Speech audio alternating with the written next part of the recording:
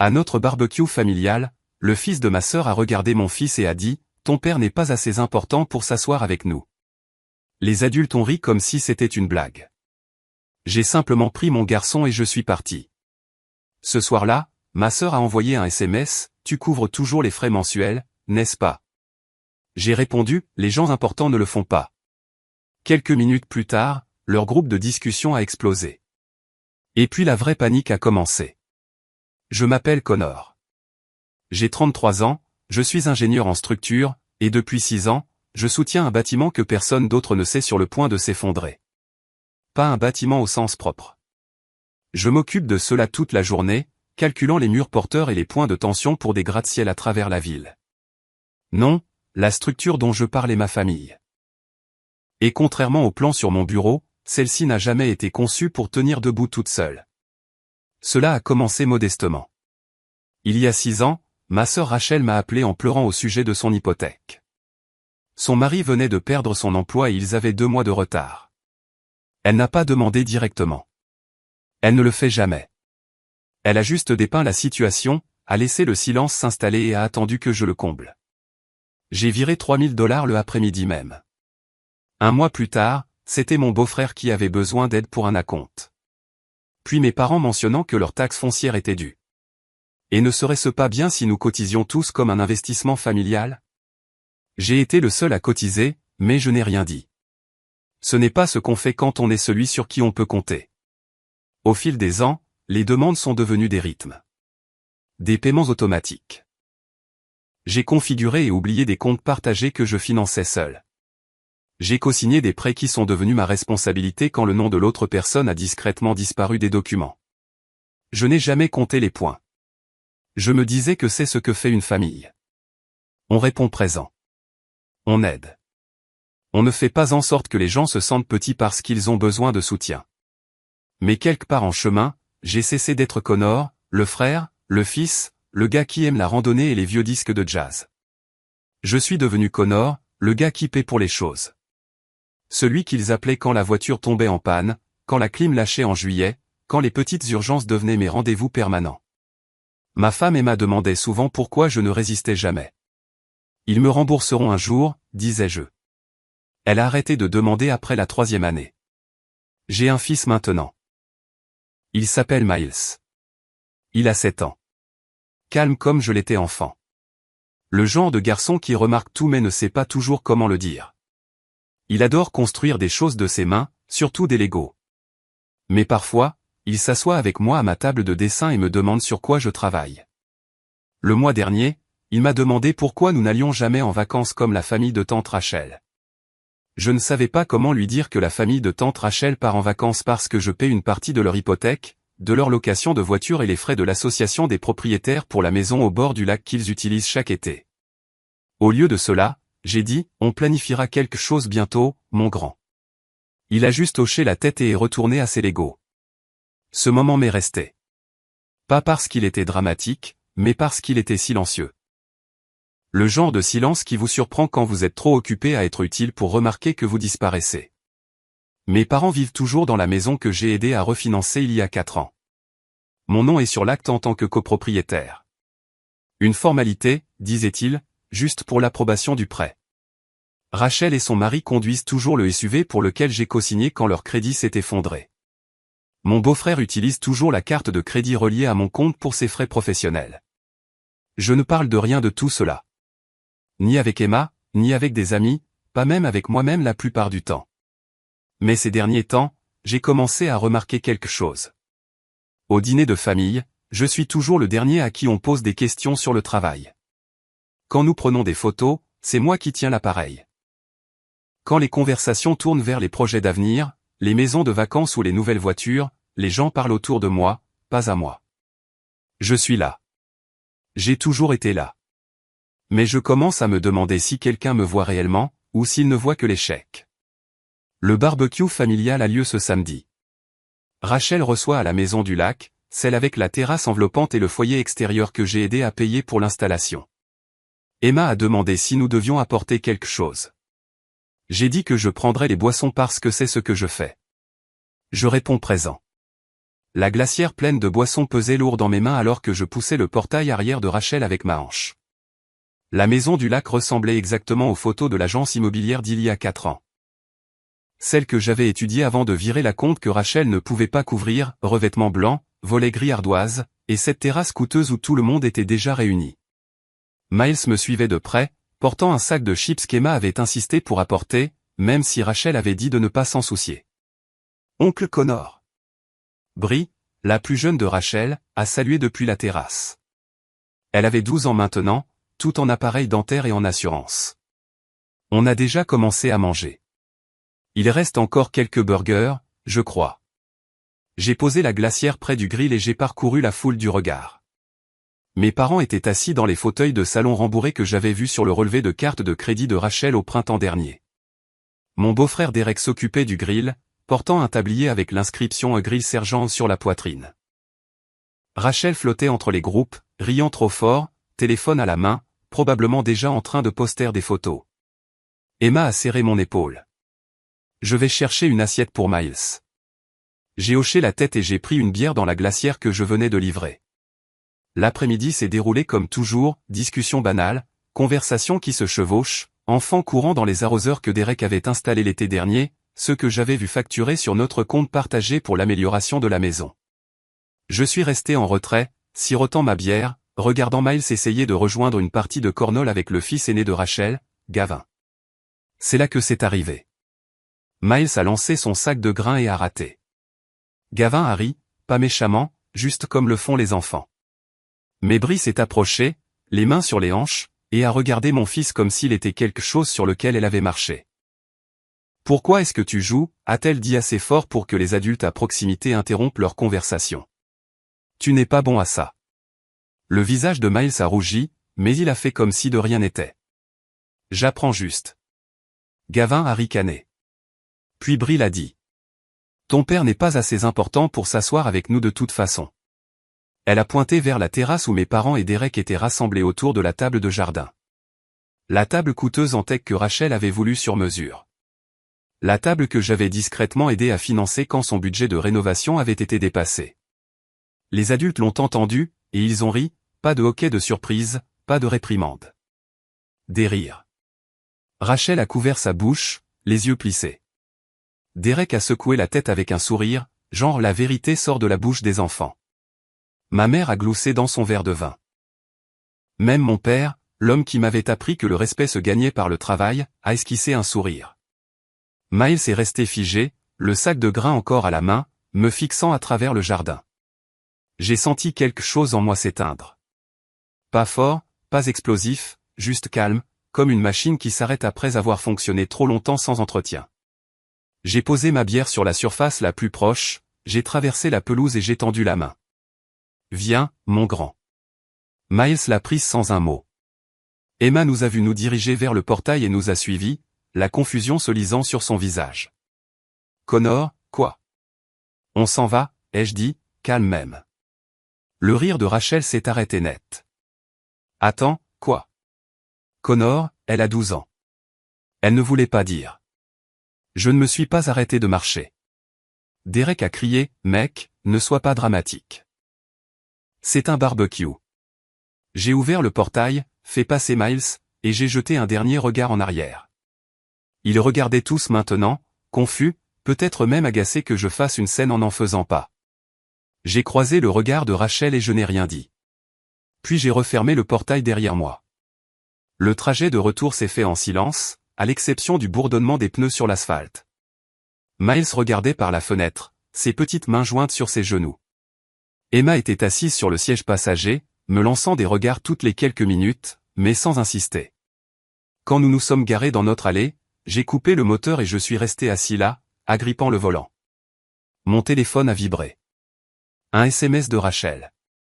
Tu couvres toujours les frais mensuels, n'est-ce pas? J'ai fixé le message de Rachel pendant une minute entière avant de poser mon téléphone face contre terre sur le tableau de bord.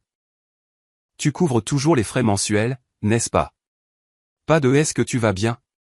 Pas de je suis désolé pour ce que Brie a dit. Pas même une question sur la raison de mon départ, juste un rappel que les paiements automatisés étaient censés continuer. Emma avait emmené Miles à l'étage pour son bain. Je pouvais entendre l'eau couler dans les tuyaux, le son étouffé de la voix de mon fils posant une question que je ne pouvais pas distinguer. Des bruits normaux, des bruits rassurants. Mais ici, dans mon bureau, entouré de plans et de modèles structurels, j'avais l'impression d'être dans un bâtiment que j'avais conçu et qui révélait lentement ses défauts fatals. J'ai approché mon ordinateur portable et ouvert l'application bancaire que je ne regardais presque plus. Les comptes partagés, les virements automatiques, les paiements permanents que j'avais mis en place il y a des années et que je laissais tourner en pilote automatique parce que c'était plus facile que d'avoir la même conversation chaque mois. Les chiffres se chargeaient lentement, ligne par ligne. Aide mensuelle à l'hypothèque pour Rachel et Derek, $2100. Paiement de la location de voiture co-signée, $640.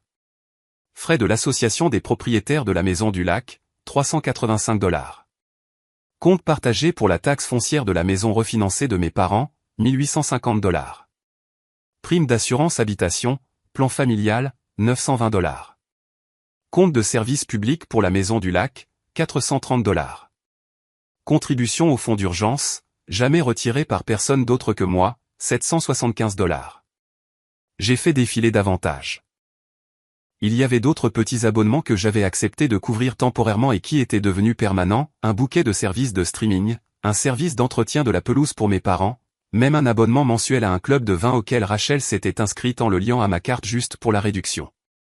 J'ai fait le calcul dans ma tête, puis j'ai vérifié à la calculatrice pour m'assurer que je n'imaginais rien, $7100 par mois, chaque mois depuis 6 ans. Je me suis adossé à ma chaise et j'ai fixé le plafond. Plus d'un $500 000 envolés. Pas volé, car j'avais autorisé chaque paiement, mais pas rendu non plus, pas reconnu, pas même remarqué quand c'était important. Ton père n'est pas assez important pour s'asseoir avec nous. Les mots de Brie tournaient en boucle dans ma tête, mais ce n'était plus sa voix que j'entendais.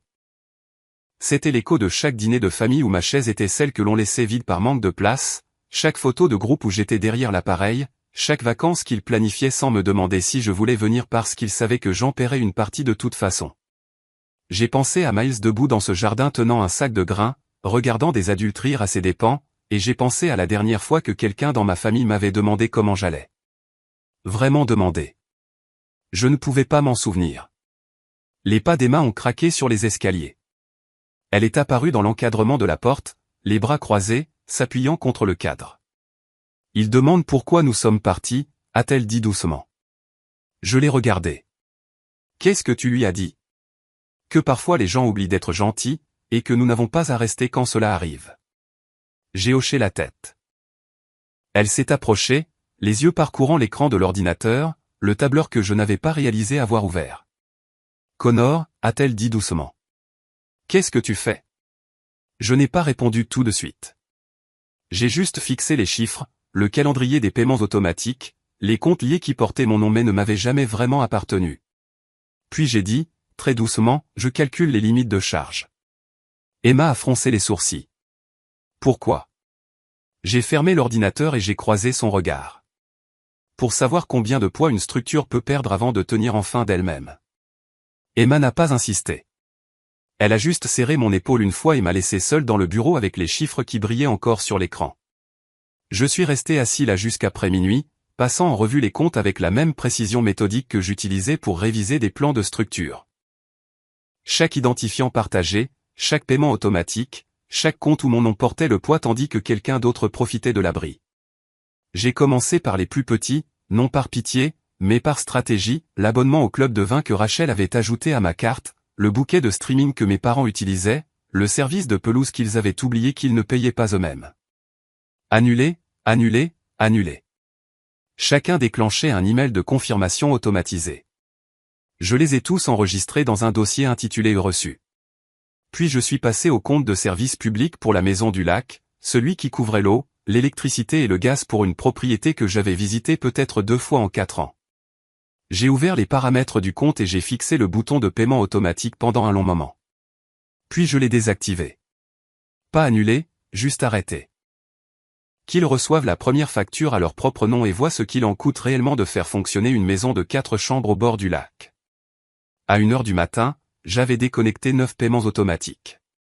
Des petits pour la plupart, le genre qu'ils ne remarqueraient pas immédiatement, mais ils finiraient par s'en apercevoir.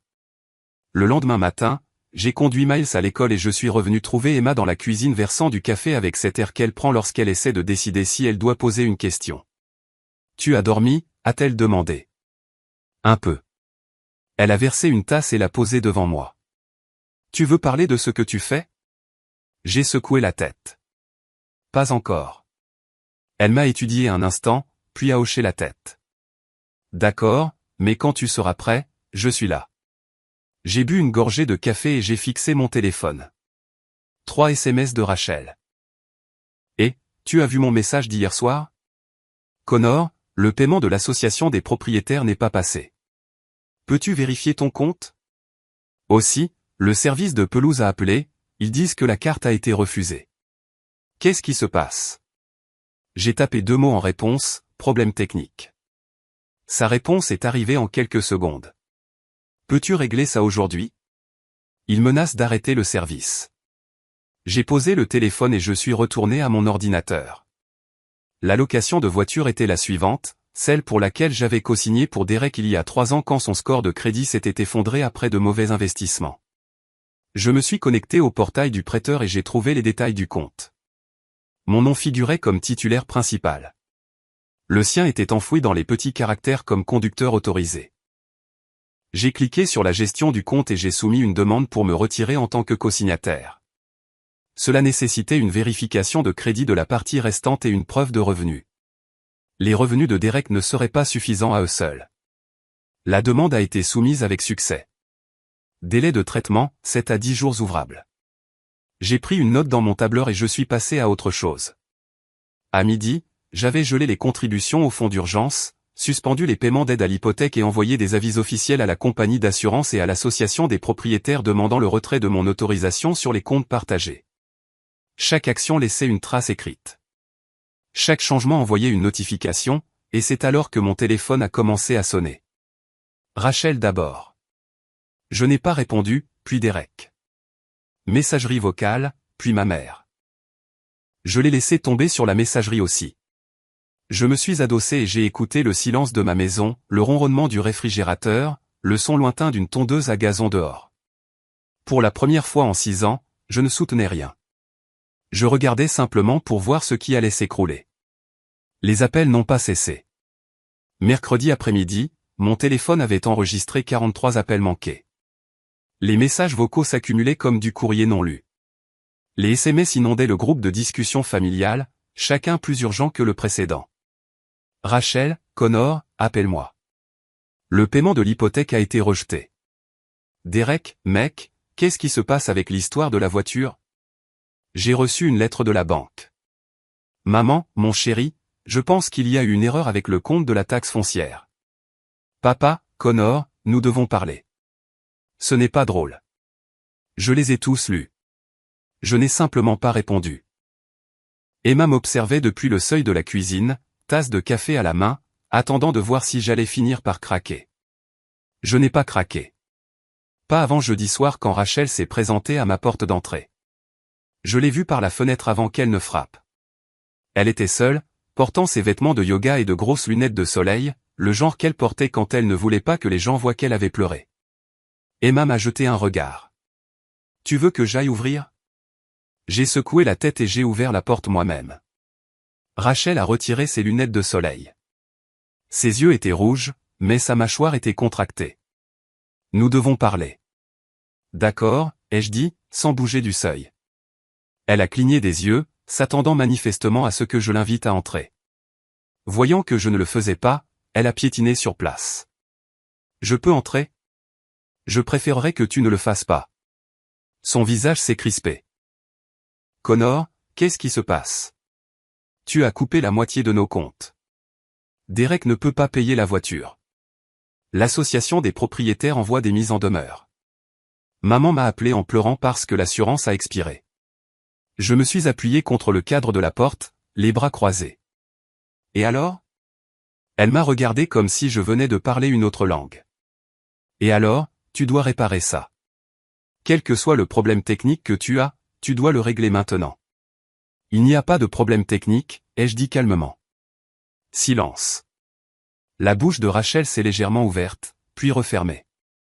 De quoi parles-tu ? Je les ai annulés. Tous. Ses yeux se sont écarquillés. Tu. Quoi? Pourquoi ferais-tu ça? Parce que je ne suis pas assez important. Elle a tressailli comme si je l'avais giflé. C'est de ça qu'il s'agit? Brie a dit quelque chose de stupide, et maintenant tu punis toute la famille.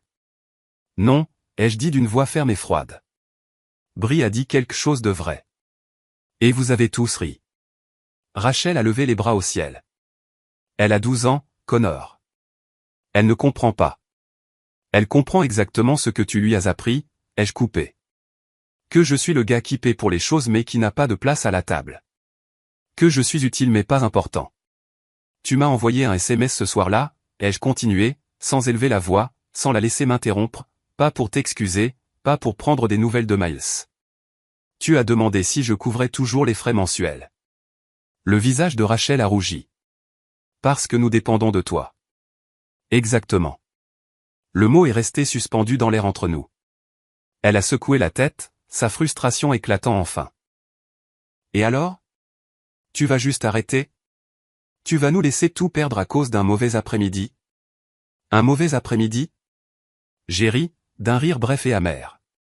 Rachel, j'ai financé ta vie pendant 6 ans. J'ai payé ton hypothèque, tes voitures, ton assurance, tes vacances. Je n'ai jamais demandé de merci. Je n'ai jamais demandé à être remboursé, mais je pensais qu'à travers tout cela, tu me voyais comme plus qu'un compte bancaire.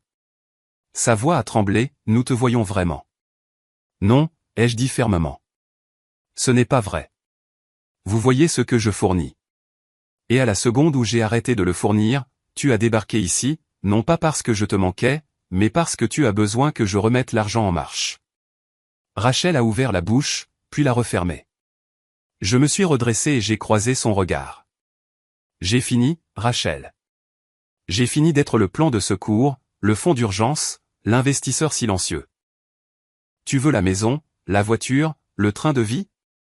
Débrouille-toi comme tout le monde. Connor, s'il te plaît. Je pense que tu devrais partir maintenant. Son visage s'est décomposé. Elle est restée là quelques secondes, cherchant quelque chose à dire, un angle pour me faire revenir, mais il n'y en avait pas. Elle a remis ses lunettes de soleil, s'est détournée et a marché vers sa voiture sans un mot de plus. J'ai fermé la porte et je suis resté dans l'entrée, respirant lentement et régulièrement. Emma est apparue à mes côtés. Elle n'a rien dit, a juste glissé sa main dans la mienne. Et pour la première fois depuis des années, je ne me suis pas senti coupable. Après le départ de Rachel, je n'ai pas sombré dans le soulagement ou le doute. Je suis retourné directement dans mon bureau et j'ai ouvert un nouveau dossier sur mon bureau. Je l'ai nommé « Historique financier, comptes familiaux 2019 à 2025 ». Puis j'ai commencé à monter le dossier. Non pas pour un procès, non pas pour une vengeance, mais pour me protéger.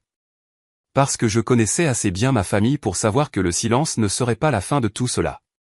Finalement, quelqu'un irait plus loin.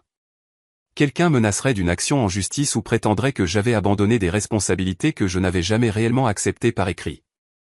J'avais besoin de la preuve que chaque dollar envoyé était un cadeau, pas une obligation. J'ai commencé par les relevés bancaires, 6 ans de virements automatiques, de paiements télégraphiques et de contributions à des comptes partagés. J'ai tout téléchargé en PDF, organisé par année, puis par destinataire. Rachel et Derek, 151 200. Dépenses partagées diverses, abonnements, police d'assurance et contributions au fonds d'urgence, 72 600 $. Total, 357 400 $. Je me suis adossé et j'ai fixé le chiffre. Plus d'un tiers de million de dollars. Assez pour un acompte sur une résidence secondaire.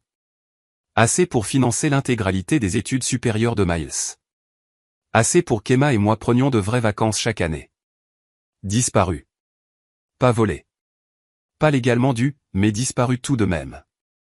J'ai ressorti chaque email où quelqu'un demandait de l'aide. J'ai cherché des mots-clés, cours ce mois-ci, juste jusqu'à, peux-tu couvrir, urgence, temporaire. 47 emails de la part de Rachel seulement. La plupart formulés comme des requêtes informelles, presque désolé, toujours avec la promesse de me rembourser bientôt. Pas un seul email de suivi avec un remboursement. Je les ai tous copiés dans un dossier séparé. Puis j'ai passé en revue les messages textes, les captures d'écran de demande tard le soir, les historiques de transactions Venmo et les confirmations de paiement. J'ai tout archivé dans le cloud avec des horodatages et des notes. Le vendredi matin, j'avais un audit financier complet des 6 dernières années. Mais j'avais besoin de plus que de simples documents. J'avais besoin de clarté juridique. J'ai pris rendez-vous avec une avocate en droit de la famille qu'un collègue d'Emma avait recommandée. Elle s'appelait Patricia Okwa, une femme vive d'une 50aine d'années aux cheveux gris acier et à l'attitude pragmatique. Je me suis assis face à elle dans une petite salle de conférence, une clé USB contenant toute ma documentation posée sur la table entre nous. « Racontez-moi tout », a-t-elle dit, les mains jointes. J'ai tout expliqué, les paiements automatiques, les prêts co-signés, l'acte de propriété partagé, les comptes que j'avais financés seul alors que d'autres non restaient sur les documents par commodité. Patricia a écouté sans m'interrompre, prenant des notes sur un bloc-notes jaune. Quand j'ai eu fini, elle s'est adossée et a tapoté son stylo contre la table. « Avez-vous des accords écrits, des contrats, des billets à ordre, n'importe quoi qui précise les conditions de remboursement ?» Non, ai-je dit. Tout était informel, la famille qui est de la famille. Elle a hoché la tête lentement. Cela joue en votre faveur. En fait, cela signifie qu'il n'y a aucune obligation légale de continuer. C'était des cadeaux, et les cadeaux peuvent s'arrêter. Et s'ils essaient de prétendre que je leur dois quelque chose? Que j'ai accepté d'être copropriétaire ou cosignataire, et que j'abandonne mes responsabilités? Patricia a rapproché la clé USB et l'a branchée sur son ordinateur. Elle a parcouru quelques fichiers, son expression indéchiffrable. D'après ce que je vois ici, a-t-elle dit, vous avez été extraordinairement généreux, mais la générosité n'est pas un contrat. S'ils veulent prétendre que vous leur devez un soutien continu, ils devraient prouver que vous avez conclu un accord contraignant. Ont-ils quoi que ce soit par écrit qui suggère cela? J'ai secoué la tête. Alors vous êtes tranquille, a-t-elle dit.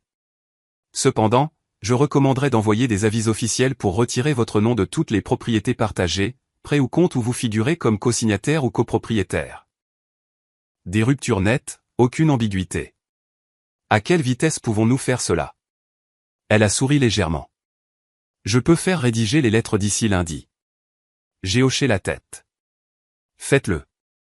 Cet après-midi-là, je me suis arrêté à la banque et j'ai rencontré le gestionnaire de compte qui m'avait aidé à configurer le compte de taxe foncière partagé 4 ans auparavant. Je dois fermer ceci, ai-je dit en faisant glisser les informations du compte sur le bureau. Il a jeté un coup d'œil au document. Vous aurez besoin de la signature de tous les titulaires du compte pour cela. Et si je me retire simplement en tant que contributeur? Il a marqué une pause, tapant sur son ordinateur. Vous êtes inscrit comme titulaire principal du compte. Vous pouvez retirer l'autorisation pour les prélèvements automatiques et transférer la propriété principale à une autre partie, mais elle devra l'accepter. Envoyez-leur la demande de transfert, ai-je dit. S'ils ne répondent pas dans les 30 jours, fermez-le entièrement et remboursez-moi le solde restant. Il a hoché la tête et a imprimé les formulaires. Je les ai signés sans hésitation. Alors que je sortais de la banque, mon téléphone a vibré. Un message du groupe de discussion familiale. Mon père, pour la première fois depuis des jours. Nous devons nous voir, nous tous. Cela est allé trop loin. Je l'ai lu 2 fois. Puis j'ai mis la discussion en sourdine et j'ai continué à marcher. Je suis arrivé à la réunion de famille avec exactement 15 minutes de retard, non par dépit, mais par stratégie. Je les voulais assis, installés, en train de construire leur récit avant que j'entre et que je le démonte. Emma a proposé de venir avec moi, mais je lui ai dit que c'était quelque chose que je devais faire seul. Miles était chez un ami pour l'après-midi, en sécurité, loin des retombées à venir. Quand j'ai franchi la porte d'entrée de la maison du lac, la conversation s'est arrêtée net. Rachel était assise sur le canapé, les bras croisés. Derek se tenait derrière elle, la mâchoire serrée. Mes parents occupaient les fauteuils assortis, ma mère serrant un mouchoir, mon père me fixant avec cet air de directeur d'école déçu que j'avais connu toute ma vie. « Tu es en retard », a dit papa. « Je sais. » J'ai marché jusqu'au centre de la pièce et je suis resté debout. Je ne me suis pas assis, je ne me suis pas mis à l'aise. Ce n'était pas une visite de courtoisie. Rachel a parlé la première, la voix fragile. « Connor, nous essayons de te joindre depuis une semaine. Tu as tout coupé sans prévenir. Tu ne réponds pas aux appels. Tu n'expliques rien. Qu'est-ce qui se passe? J'ai sorti un dossier de mon sac et je l'ai posé sur la table basse entre nous. Un simple dossier Kraft, sans marquage. C'est quoi ça? A demandé Derek. De la documentation, ai-je dit calmement. 6 ans de relevés bancaires, d'historique de transactions, d'accords de prêt et d'enregistrement de compte. Tout ce que j'ai payé, tout ce que j'ai couvert, chaque demande que j'ai honorée. Le visage de Rachel est devenu livide. Connor, nous n'avons pas besoin. Moi, si, ai-je interrompu, d'une voix égale. Parce que cette conversation va impliquer des chiffres, et je veux que tout le monde les voie. J'ai ouvert le dossier et j'ai sorti la première feuille, un résumé d'une page que j'avais imprimée le matin même. Au cours des 6 dernières années, j'ai contribué à hauteur de 357 400 $ à cette famille. Cela inclut l'aide à l'hypothèque, les paiements de voitures, les taxes foncières, les primes d'assurance, les frais de l'association des propriétaires, les services publics et les prêts d'urgence qui n'ont jamais été remboursés. Maman a eu un petit hoquet de surprise. L'expression de papa n'a pas changé. J'ai cosigné des prêts dont on ne m'avait pas parlé. J'ai financé des comptes qui portaient d'autres noms. J'ai couvert les dépenses pour des propriétés où je n'habite pas et des vacances où je n'étais pas invité. Tu as proposé, a dit Derek, la voix dure. Personne ne t'a forcé. Tu as raison, ai-je dit. Personne ne m'a forcé. Je l'ai fait parce que je pensais que c'est ce que fait une famille. Je pensais que si je continuais à être présent, à aider, je finirais par être plus que le simple gars qui signe des chèques. La voix de Rachel s'est brisée. Tu es plus que ça. Alors pourquoi ta fille a-t-elle dit à mon fils qu'il n'était pas assez important pour s'asseoir avec vous? Le silence est tombé comme une pierre. Rachel a détourné le regard.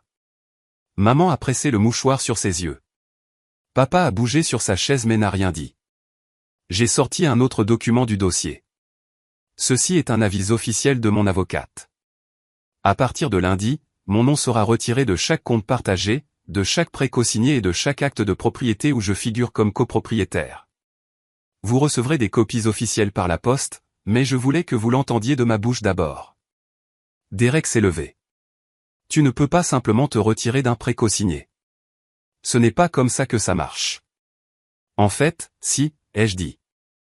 J'ai déjà soumis les demandes. Les prêteurs réévalueront les prêts en fonction des revenus et du crédit de la partie restante. Si vous ne remplissez pas les conditions seuls, vous devrez refinancer ou trouver un autre cosignataire. Son visage est devenu rouge. Tu vas bousiller notre crédit? Non, ai-je dit calmement. Tu vas devoir entretenir ton propre crédit comme tout le monde le fait. Rachel a bondi sur ses pieds. Connor, s'il te plaît. Nous ne pouvons pas nous permettre ça en ce moment. L'hypothèque, la voiture, l'assurance. Nous avons construit nos vies autour de ton aide. Vous avez construit vos vies en supposant que je n'arrêterai jamais de donner, ai-je corrigé. Et quand j'ai demandé un respect élémentaire, quand mon fils a demandé à être traité comme un membre de la famille, vous avez ri. C'était Brie, a plaidé Rachel. C'est une enfant. Elle ne savait pas, elle savait exactement ce que vous lui enseignez, ai-je dit, ma voix coupant la sienne. Que je suis utile mais pas important, que je suis le plan de secours, le portefeuille, le gars qui n'a pas de place à la table parce qu'il est trop occupé à la payer. Maman a fini par parler, la voix tremblante. Nous n'avons jamais voulu te faire ressentir cela. Je l'ai regardée, et pendant un instant, j'ai voulu la croire. Mais j'avais passé 6 ans à attendre que quelqu'un dans cette pièce me voie comme autre chose qu'une ressource. Vous n'aviez pas besoin de le vouloir, ai-je dit doucement. Vous aviez juste besoin de le remarquer. J'ai refermé le dossier et je l'ai glissé sous mon bras. J'ai fini, et les comptes sont clos. Les cosignatures sont retirées. Les paiements automatiques sont annulés. À partir de maintenant, vous êtes livré à vous-même. Papa s'est levé, le visage dur. Si tu franchis cette porte, ne t'attends pas à revenir. J'ai croisé son regard et je n'ai rien ressenti. Je ne reviendrai pas. Je me suis tourné et j'ai marché vers la porte. Derrière moi, Rachel a appelé mon nom, sa voix se brisant en sanglots. Derek a crié quelque chose à propos de poursuites judiciaires. Maman m'a supplié de reconsidérer ma décision. Je ne me suis pas arrêté. Je suis sorti, j'ai fermé la porte et je suis parti de la maison du lac pour la dernière fois, et la seule chose que j'ai ressentie était la liberté. Les 2 premières semaines après la réunion ont été le chaos de leur côté et le silence du mien. Rachel a appelé 47 fois. Je le sais parce que j'ai vérifié le journal des appels bloqués une fois par curiosité, pas par culpabilité. Derek a envoyé des emails avec des objets comme « conséquences juridiques » et « tu nous dois une explication ». Je les ai supprimés sans lire au-delà de l'aperçu.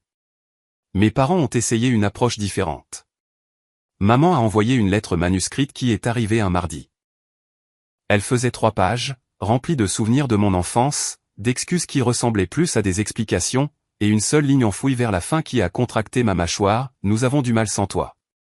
Je l'ai lu une fois, puis je l'ai classé dans le même dossier que les relevés bancaires et les avis juridiques.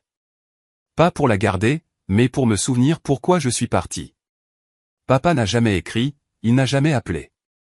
Son silence était le message le plus fort de tous. À la 3e semaine, j'ai commencé à entendre des choses par le bouche à oreille. Un vieil ami de lycée qui vivait toujours en ville a mentionné que Rachel et Derek avaient mis la maison du lac en vente. L'annonce la décrivait comme une situation de « vendeur motivé ». Traduction, ils ne pouvaient pas payer l'hypothèque sans moi. Leur voiture, celle pour laquelle j'avais co-signé, a été restituée volontairement après que les revenus de Derek seuls ne permettaient pas de refinancer. J'ai reçu une notification du prêteur me libérant de toute responsabilité. J'ai enregistré cet email, lui aussi. Maman est retournée travailler à temps partiel dans un cabinet médical où elle avait pris sa retraite il y a 5 ans. Je l'ai appris par mon cousin qui m'a envoyé un SMS à l'improviste. Ta mère travaille à nouveau. J'imagine qu'elle a dû le faire. Je n'ai pas répondu. Les appels ont cessé vers la 4e semaine.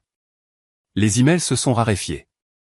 Le groupe de discussion familiale, que j'avais mis en sourdine mais jamais quitté, est devenu silencieux pour la première fois depuis des années. Et dans ce silence, j'ai commencé à reconstruire. Emma et moi avons emmené Miles sur la côte pour un week-end. Juste nous 3. Aucune obligation, aucune culpabilité, sans vérifier mon téléphone toutes les 10 minutes pour voir qui avait besoin de quoi. Nous avons construit des châteaux de sable. Nous avons mangé des fruits de mer trop chers.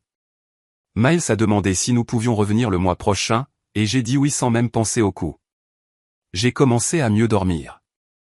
Le nœud dans ma poitrine qui vivait là depuis 6 ans, celui dont je ne connaissais même pas l'existence avant qu'il disparaisse, s'est enfin dénoué. J'ai arrêté de vérifier mon compte bancaire de manière obsessionnelle, j'ai arrêté de calculer combien je pouvais me permettre de donner car, pour la première fois de ma vie d'adulte, mon argent était à moi. Un soir de la fin du printemps, j'étais assis sur le porche avec Emma, regardant le coucher de soleil virer au violet profond quand mon téléphone a vibré. C'était un SMS de Rachel, le premier en plus de 2 mois. Je sais que tu ne répondras probablement pas, mais je voulais que tu saches que nous avons vendu la maison du lac. Nous emménageons dans quelque chose de plus petit. Derek a 2 emplois maintenant. Je suis désolé pour la façon dont les choses se sont terminées. Je suis désolé de ne pas avoir vu ce que nous te faisions subir. Je n'attends pas de pardon. Je voulais juste que tu le saches. Je l'ai lu 2 fois. Puis j'ai posé le téléphone et j'ai regardé Emma. « Qu'est-ce que tu vas répondre » a-t-elle demandé doucement.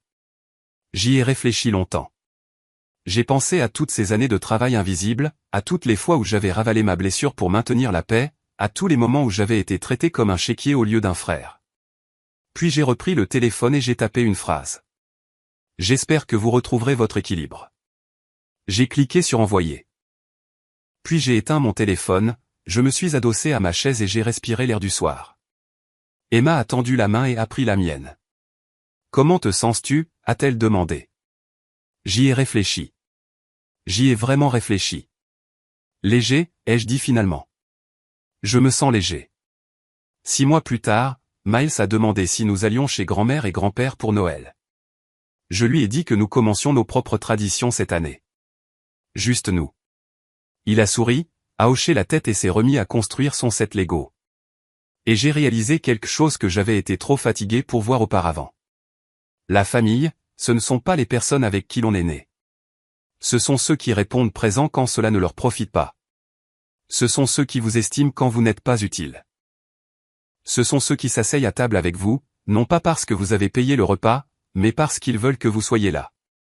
J'avais passé 6 ans à financer une vie qui ne m'incluait pas. Maintenant, j'en construisais enfin une qui le faisait. Et je ne regardais pas en arrière.